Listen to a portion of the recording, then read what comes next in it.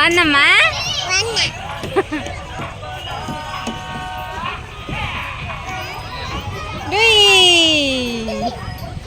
అయ్యా వెళ్ళు.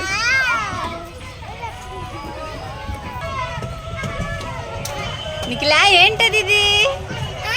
ఏమాట ఏమాటమ్మా? జారుతున్నావా? బాగుందా?